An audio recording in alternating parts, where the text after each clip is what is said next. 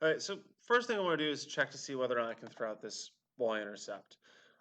I can look at it now, but just to do the math, just be careful. 17,660 times 0.05 equals, type it in your calculator, is 883, which I think is a little bigger than 0.409. So this 0.409 here is statistically insignificant. It's so small it doesn't matter. If I'm getting $17,660 per hour, I don't care about the 40 almost 1 cent, not even. I'll just take my pay. Now we need to make our substitutions. Y is measured in absorbance equals 7,660 times concentration. Now, because we don't have a y-intercept, we don't need to worry about the units for it, but everything else we do. So I'm going to abbreviate. A is for absorbance, 17,660 times C, but we need to put units in here. There's a couple ways you can do this. You can do A divided by M, like so. I personally don't like that. I don't find it aesthetically pleasing. So what you want to do instead is go to Insert Equation, and then New Equation. You can make a fraction, A over M.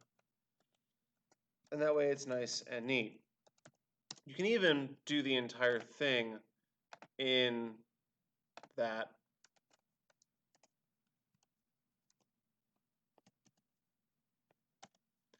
with the nice symbols if you so desire. It's useful if you're making notes to yourself, and you can also put in a nice multiply sign so you can tell when the different numbers end. And offsets. This is purely cosmetic, but it might be useful down the road if you have to type equations or the such.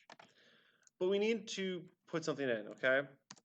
This 17,660 is inevitably what we call a rate, because all slopes are rates in some shape, way, or form. It's the rate of change. It's how the rate at the absorbance increases with respect to the molarity.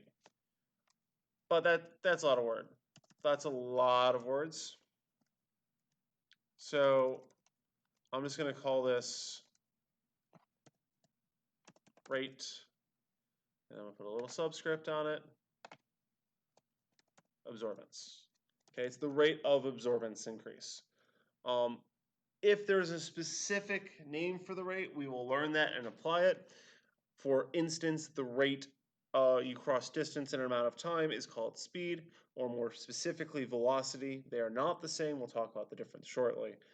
But in general, you're just putting in rate of absorbance, rate of losing value for halo, or rate of devaluation for like halo. And there we go.